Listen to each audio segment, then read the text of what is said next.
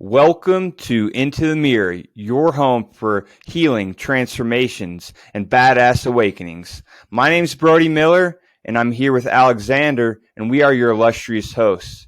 Today, I am honored to be here with Doug Bopst. Doug is an ex-con, former alcoholic, opioid addict, whose habits got him, unfortunately, locked into jail for a stint.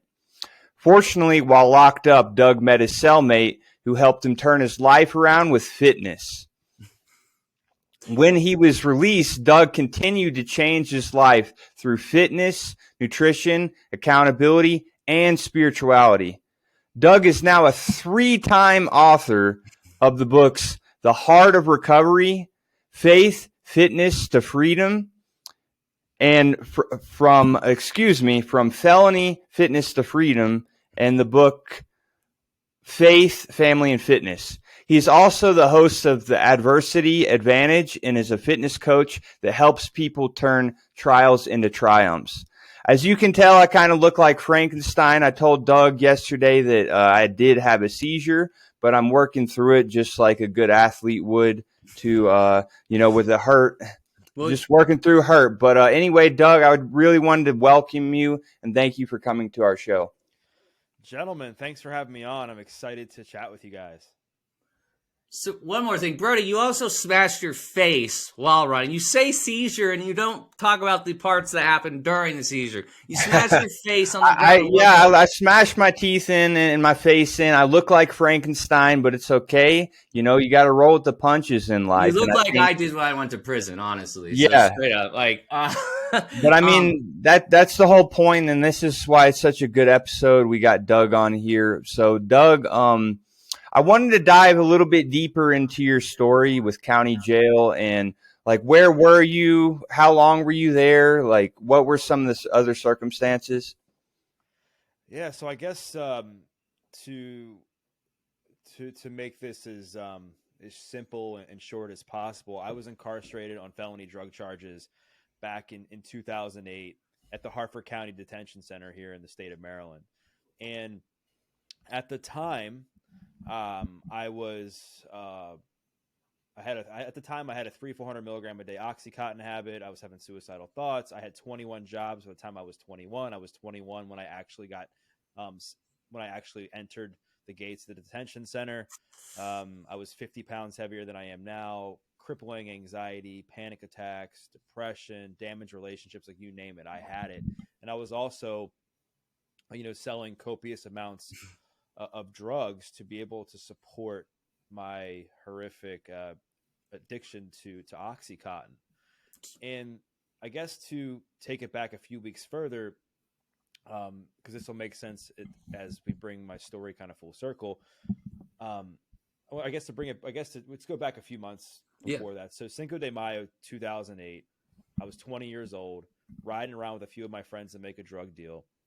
Had a half a pound of pot in my trunk, had a couple $1,000s in cash, and there was a cop running radar. I don't know if it was a sobriety checkpoint or just was checking people to see if they were speeding or not, but nonetheless, I had a busted headlight that I had been meaning to fix for months. And anybody who's listening to this or watching this, you know that when you're in the thick of your addiction, it's like this insane religion where you don't care about anything else other than it's true. Yeah, who you're going to get high with, what drugs you're going to do, what you're going to listen to, what you're going to eat, when you're doing it, that sort of thing. And so fixing a headlight didn't fit within that narrative, right? So the cop is sitting there running radar, and I decided it would be a good idea to flash my high beams at the police officer to hide the fact that I had a busted headlight. Sorry, I just laugh at the stupid shit we do. It's all good. And so immediately it gives the cop a reason to pull me over. One thing leads to the next. He ends up, searching my car and finds the drugs, finds the money. In that moment, I thought that my life was over. The moment I thought that I was never going to be successful. I never thought that I was going to achieve any goals. I remember sitting in the back of the cop car after I was officially, I guess, arrested. And I was just thinking to myself, like, how do you end up in the back of a cop car? Right? Because I think anybody who's listening to this or watching this can relate to the fact that sometimes you don't think about like how like the consequences of your choices until something traumatic happens, right? Yeah, Right. Especially when you're young. Yeah. And so I'm sitting in the back of this cop car, and I'm like, man, how did I get here? How did the kid who just wanted to be loved as a kid? How did the kid who didn't want to be picked on when he was in grade school? My dog. No, you're good. How did the kid who just wanted to be liked by girls? How did the kid who just wanted to be athletically gifted? Like, how did he end up in the back of a cop car? And looking back now, it was really a result of the poor choices that I made and my inability to manage stress, pain, anxiety, and trauma in a way that was healthy. And so I was arrested, taken to jail, charged with a felony, possession with intent to distribute marijuana. And that day, it was like that night or the next day, I was bailed out by my dad. My dad bailed me out. Yeah. And then so once you're charged with a felony, it's a different process than a misdemeanor. Like you're arraigned, you got to go to circuit court instead of the district court. Yeah. So end up going to court. And it's terrifying. That whole experience, like as I was exactly that age, it's scary. It's scary too. Like but it's a lot of layers. Anyway, man, I got a lot of empathy for that. Yeah, it's scary and you're feeling hopeless and there's a lot to it. You're worried about the felony being on your record. You're worried about what's this going to do to my Shawshank lifestyle. Redemption, geez, and Locked Up Raw and all those shows they pump down our throat. Yeah. Oh yeah. Anyway, sorry. Let's keep listening. And so I had a lot of fear around what was going to actually happen. And so then I end up going to court in September of 2008. And then this is going to bring it back to where I started the conversation because I wanted to provide some context. Yeah. Is when I went to court, I was still 20 years old. The judge, in my mind, threw the book at me because he sentenced me to 5 years in jail, convicted me of the felony, found me guilty, suspended everything but 90 days.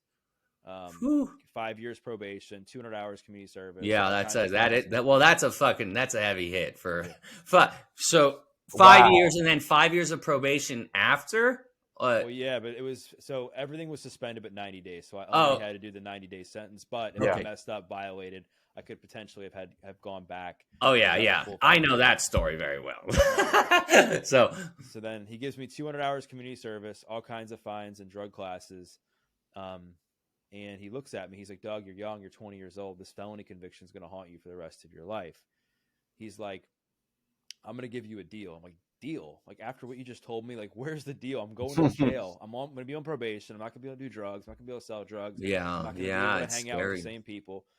And he was like, if you complete everything without messing up, no missed probation appointments, no failed drug tests, you do your 5 years probation, you do your jail time, et cetera, I'll take the felony conviction off your record at the end of your it's like a diverted kind of sentencing where they remove it from your record after. Right.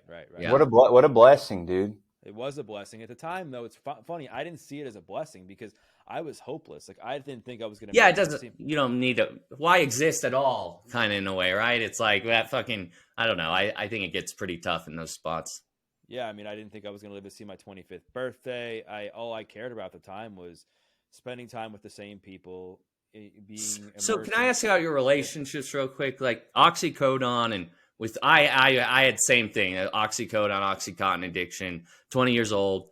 And I had relationships with women. Like honestly, that mixing that in with opioids was like a recipe for just fucking hell. I mean, like did you have you said relationships, but was there any significant ones in the time or were you? Well, no, I think your dog was barking when I kind of shared this, but I wanted girls to like me as a kid. Okay, yeah, and I was always like yearning for attention from women. And I never got it. Like, I always saw my friends and other kids in grade school have girlfriends or take certain girls to dances and do all these things. Yeah. I have a lot of sensitivity, a lot of love and desire for love. Yeah. And I felt very similar too. I was always trying to do something to impress not only women, it was men like that I respected or I thought that I respected at the time. So I was always trying to be like the cool guy, right? Yeah, and I was trying to fit in, because I saw this cool crowd where they were achieving things athletically. They seemed happy. They were partying. They Yeah. had the girls and all these things. And I wanted that. So I was like, well, what do Oh, I need yeah. to do to fit into that equation? And part of the stepping stone into that circle was doing drugs, was partying. Yeah, no, and it makes it easier to confidence is built, like liquid courage, they call it alcohol, but that's for opioids made me more cocky and arrogant than anything. So all my insecurities were fakely suppressed, and I already could talk to women, but felt like I could talk to them. It sounds funny, but like the opioids really, yeah, I never had much success because of the opioids with the relationships I sought, so Yeah. anyway, keep going. Right. And so specifically with opiates for me, what it did was it just masked a lot of pain for me, and it just suppressed a lot of emotions that I was never really able to deal with in a healthy way. And so to kind of bring it back to the beginning of the conversation, specifically you were asking about jail. When the judge sentenced me to that sentence for jail, and then he gave me that deal, like I was in such a horrific place mentally that it didn't even matter that he gave me that deal that he would take the felony off my record, because I was already hopeless as it was. And then, but so then after I got sentenced, he gave me a few weeks to gather my belongings, and I ended up reporting to jail on October 21st of 2008. And the crazy part is when I entered the gates of the detention center, I cried because I didn't want to go in. And when I left, that's showing up at all is great. Right. That's courage. That's courage. And then when I left, I cried because I didn't want to leave. Yeah. Oh, really? Yeah, it was just a crazy transformation that happened when I was in there, man. And I guess sacred safe space. Well, and I guess at first, I had to kick this horrific opiate addiction, right? I detoxed cold turkey for the first few weeks of my sentence, which was horrific, as you guys know. It was like having the worst case of the flu possible for weeks, and all the symptoms that go along with that. But I had somebody in there that helped save my life, and that was my soon-to-be cellmate, who was sitting there playing Scrabble when I entered the detention center. Yeah. And he looked at me and he was just like, dude, like, what are you doing here? Like he kind of knew by looking at me that he just, for some reason, he sensed that there was something off with me in this, as far as why I was there. He could just tell I was struggling because my shoulders were rounded forward. I talked very quietly. I was just out of it my first few weeks in there because I was detoxing off the drugs. And he said to me, he's like, when you get through your detox, you're going to start exercising with me. And I looked at him. I was like, dude, bullshit. There's no way. Like I could have been a model for Pillsbury at the time. I was like, there's no way I'm going to try exercising. And he was like, oh, I know that feeling, that opioid malaise withdrawal symptom too, that makes you not energized. So what did this guy look like, Doug? Was he a big sturdy dude? Like, he was like a more jacked version of Brad Pitt from Fight Club. Like he was like, okay. He wasn't like bodybuilder big, but he was just like a big dude. Was he? Who was just shredded. So this is funny, but different cellmates. Like I've some of the wisest people the most honest and wisest people I ever met were in the system. So sounds backwards, but like there's some people you meet that just show up at the right time and give you the right answer. So that sounds like he was an angel in a way. Yeah, he was, and he really chose to help save me before even saving himself. And it wasn't long after that I saw him actually work out, and he was doing like thousands of push-ups, hundreds of pull-ups, running all over the burpees. Gym. Yeah. Jail burpees, all the different dances they do with the burpee to make it more energized. Sorry, I just think about those awful days sometimes. And so he was like just doing all this insane workout stuff, and I looked at him. I was like, dude, this guy is in insane shape, which was what I wanted. Because if you had told me, like when I was a teenager, if you had asked me, you said, Doug, like what do you want so that you don't have to do drugs anymore, you don't have to continue to live this lifestyle, like what is it that you want? And I would have said, date pretty girls, be jacked, like have a six-pack, and make good money. Like that was what I thought would save me. And then as I realized, even to where I'm at now, like and having achieved some of those things, it doesn't make you happy. You know, it doesn't fulfill you all the way. And so not too long after I saw him work out, we're having a conversation in the cell, and he's like asking me more about my story. And he's like, you know, why is it that you're here? Like, what exactly happened? And I started blaming my family. My parents were divorced when I was 5, so I started blaming them for that. Yeah. Started blaming the girls for rejecting me. Started blaming, you know, the teams that I got cut from, people that bullied me, all these things. I wasn't taking any accountability or responsibility. And he looked at me and he's like, quit being a bitch. And I remember looking That's at a fighting him, word.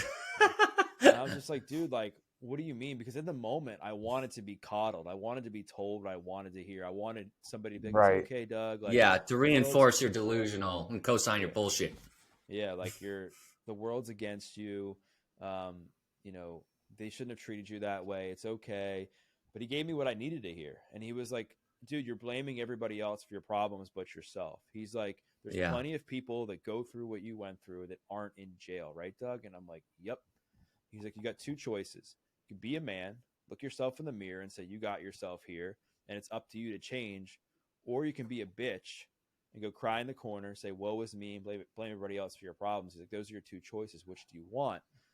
Yeah. So, of course, in that moment, I felt compelled to actually make a change in a different direction, because I got to a point where the drugs were mostly out of my system. That's and the word I think Brody and I talk about, that fierce tenderness, a tough love version. He's not calling you a bitch. He's trying to inspire you, you know, like, and that's I get it. I totally understand that. So that's cool so far. Right. And he just said to me, he's like, dude, like, it's up to you to change. And so, like, the drugs had been out of my system, I guess, you know, mostly at that point. And so I started to think about, like, well, clearly I don't have everything figured out. Clearly what I've been doing hasn't been working. I'm in jail on felony drug charges. I'm an opiate addict. I was selling drugs, damaged relationships, 21 jobs. Mental health is a mess, like the whole 9 yards, right? I was like, so maybe I'll try this other thing. And fitness, when I actually decided to give exercise a try, it allowed me to do a variety of things. It allowed me to get comfortable being uncomfortable. Like, when I got down to do that first push-up in front of all these grown men in the jail cell, I couldn't even do a push-up from my feet. Couldn't do one from my knees. Think about how uncomfortable that is, right? It's embarrassing.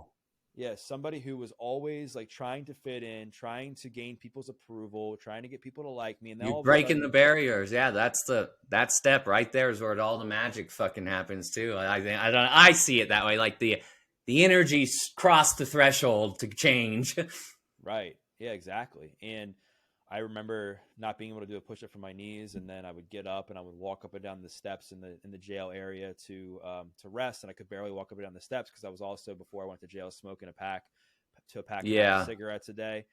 And I remember looking at my cellmate. I'm like, dude, like, why can't I do a push-up? He's like, because you're fat. And I'm like, what do you mean? He was like, dude, I'm not going to sugarcoat it. He was like, you have excess body fat. Your core is weak. It makes it heavy. Yeah, and he's like, so it's going to be hard for you to be able to do a push-up. And so that really inspired me, because I felt like I had hit a low point in my life where I was like, how did I let myself get to this place? Plus I had this guy helping to encourage me, and he agreed to train me in there every single day during my 90-day sentence. And we set some goals. The goals were to do a set of 10 push-ups by the time I left, and run a mile by the time I left my sentence, which I want to remind people that, you know, let's just say people are listening to this and they're like, man, that doesn't seem like a lot. Like, back then, that seemed like me climbing Mount Everest today. Like, if somebody was like, no, that's a tough. Yeah, it just was so insurmountable. And no, I get it. That's tough. That's when you're at that point, man. That's where all the strength is. That same strength to there is when you start running 5 miles. Use that same strength to go 6. You know, that's where the fucking power is. It's not.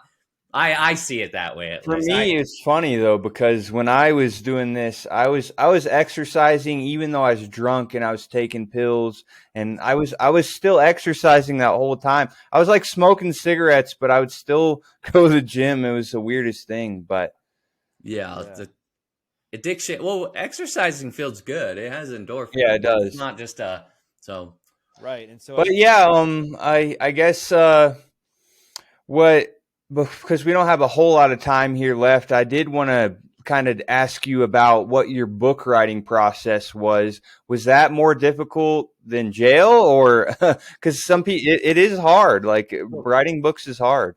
Let me ask real quick to transition. Like to get to the book writing point? You went to a push-up to a book writing point.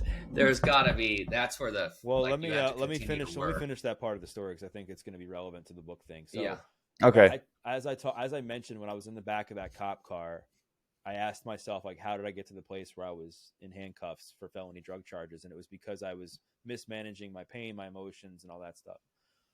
So when I got to jail, I was forced to face all those things head on. And I didn't have an option necessarily to numb the pain with a substance. I didn't have an option to lash out or to yell at somebody or to create drama or some of the same stuff that I would do before I went to jail.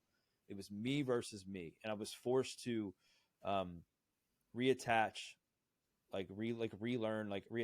behavior to emotion, right? Like, so before I went to jail, if the emotion was anxiety or stress or depression or whatever, I would do a drug. In jail, I used fitness as a way to handle that. So when I got down to that first push-up and I couldn't, it was a gradual process of me then being able to do a push-up from my knees. And I felt so good about myself. I had a renewed level of self-confidence, right? I then was able to do 2 push-ups for my knees and so on and so forth until I was able to do that set of 10 push-ups for my knees and eventually do the 10 for my feet. The same kind of process happened with running.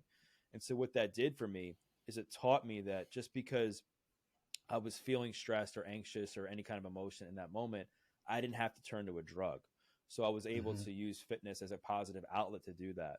I also was able to change the way I talk to myself because it gave me, like I said, a new level of self-confidence to where I wasn't talking so terribly to myself. Because I think when you talk terribly to yourself, then it indirectly it directly can correlate to how you behave. Programs right? you.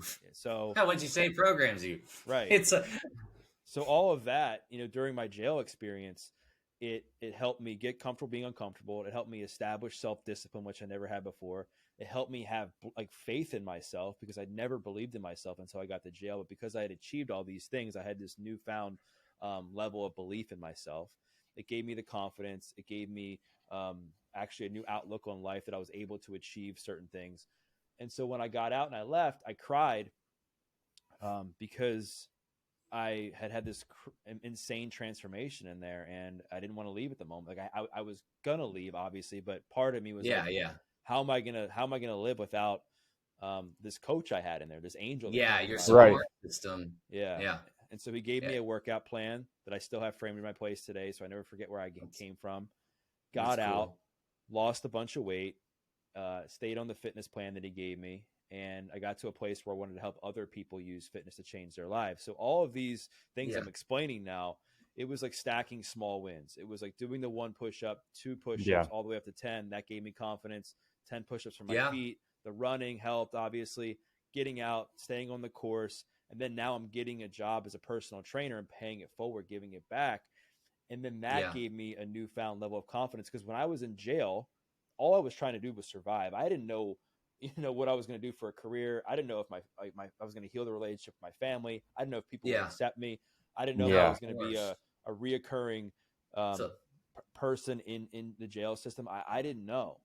And so when I started so I'm just going to, so you went through it. You did that at that age. That's very impressive, by the way, just saying that as a guy that's your age. I know that if I would have went into the system without getting paid out of it when I was in my early 20s, I don't know if I would have survived. I'm glad, for me, I had to do it in my beginning in my 30s into my 20s to even have the confidence to walk into the situation. So that's pretty awesome, dude. You did it from that point. I appreciate it. I appreciate it. And so once I started the training business, I found a new high in helping people because I was able to relate to a lot of people that were struggling with their health and their fitness, and they were struggling obviously internally with self-confidence, with the way they felt about themselves. So I was able to connect with them on a deeper level. I was super blessed to be able to build a really successful training business. And so it got to a point where it was towards the end of 2013 where I finished my probation. and we wrote me and my client of mine was a lawyer. We wrote a letter to the judge for modification of my sentence because I had held up my end of the bargain. I had completed all the stipulations he gave me. And so we wrote him a letter to let him know. Probation's so fucking hard anyway. Yeah. It's like, it's a challenging thing, just the paperwork alone. Yeah. It's definitely can be tedious. And, but I'm honestly grateful for it because it gave me a lot of accountability. And No, my shit sucked, but it's gratitude, compassion. It didn't all suck either. I have lots of experiences I can't explain to my family why they were so good. So I get it. So the book came out of this, what I'm about to share with this experience. And so what happened was the judge granted me my day in court in January of 2014. And I stood before him. And because I completed everything he'd asked me to do, he took the felony conviction off my record and gave me a PBJ. And I never realized how much somebody's life can completely change from being, essentially shackled as a convicted felon, not being able to do certain things, to now being a free man. And that inspired me to write my first book, From Felony to Fitness to Free, to give people hope that they can turn a negative into a positive, inspire people to make the most of their second chance, and realize that life's about choices, right? And I know that people's circumstances are tough, and you can't control what those circumstances are. But in order to make those circumstances better, the only thing that I think works is doing the best you can and making choices to help you get out of that situation to the best of your ability. And when I wrote the book, obviously there was a lot of imposter syndrome there because I was a kid who barely graduated high school.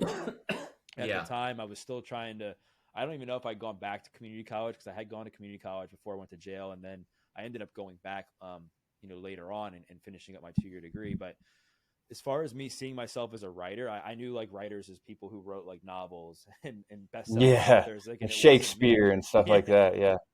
And what I found was when I started to just get out a Word document and write my story, it was so healing and soothing for me to just get it out. Yeah. I would tear up and cry like when I would write it, and it was in the most beautiful way because I felt like it was this much needed part of my healing process. And so wrote the book, self-published it. So I didn't get signed by like a big publisher or an agent or anything, but to me, that wasn't the point. The point was no imposter syndrome. You did it. Just wanted to prove to myself that I could do it. And then once the book came out, I was surprised at the amount of people that would show up at my book signings and people that would buy my book for their kids who were incarcerated or just loved ones. And that just kept me going on the path. That's everybody loves a comeback story, right? Yeah, and since then, I've been blessed to, share my story on some amazing media outlets and podcasts, and I've written a couple other books along the way. And with the books, what I'll say about that as we kind of come to a close is like I feel that when I've written my books, it's a reflection of where I'm at that point in my life. Like I wrote From Felony to Fitness to Free not too long after the felony came off my record, and I shared the wisdom and lessons in my story, that related to that. The second book was Faith, Family, Fitness, which was written not too long after I became a Christian. And that was after I realized that fitness, women, money, like all those things, like obviously they can make your life better in many ways, but it can't be the only thing that fills you up. Right. Right. Because that's what I was using for a lot of my 20s. And then I became a Christian once I hit another like mental rock bottom, if you will, spiritual rock bottom, to where I needed to find something else to lean into during times of adversity. And so there's no doubt that for me, there's an inner fire. Not religious, but definitely super, super spiritual. One day but I get it. It changed me from the inside out. Fucking fire from within. All my story was the health and stuff came from the fire from within. Then I got healthy. It was reversed, but that's cool. Like I never could do that. So I'm inspired by that you could, like you accomplished in your 20s. That is freaking it's phenomenal. It's so cool. Very hard. Man, thank you. And so I wrote the Faith, Family, Fitness. I just shared my spiritual journey, if you will, and inspired people to kind of get spiritual in a way that works for them. There is Bible verses in there and stuff, but the themes of the book, I think it's related. No worries. No it's your path, what your walk is. And then my third book, I wrote The Heart of Recovery, which was back, the drug epidemic is obviously still pretty bad, but once I started to see it get really bad, I was like, man, I want to be able to find a way to help people. Like I just saw myself having a lot of success in my life despite my past, and thriving in my recovery process. And I was like, what's it been for me that's really helped me? And I thought to myself, well, spirituality's played a big role. Who I spend time with has played a big role. Fitness, self-awareness, accountability, like all these things have played a massive role. And I was like, I bet you there's other people that are thriving in recovery that I could help share their stories to inspire other people to get into recovery for whatever way works with them, whatever way works for them. So that's what sparked my third book, The Heart of Recovery, was interviewing 50 people from all walks of life and talking to them about how they recovered from addiction to help give people hope that they too can recover.